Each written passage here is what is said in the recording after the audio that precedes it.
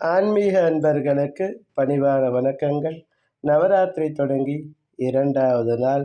இந்த 2வது நாளில் சென்னை தாம்பரத்தில் இருக்கக்கூடிய சிவா விஷ்ணு ஆலயத்தில் தர்மாம்பிகைக்கு மீனாட்சி அலங்காரம் நல்லபடியாக பண்ணியிருக்காங்க.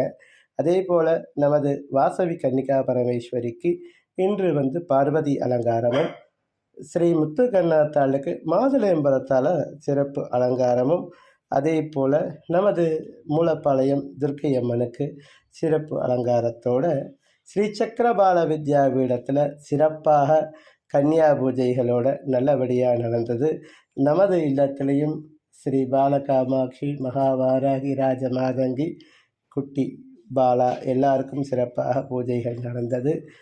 நாளை மீண்டும் நல்ல பதிவோடு தொடங்கலாம். விடைபெறுவது பாலபங்காரு காமாட்சியின் பாலகன் பத்ரிநாராயணன்.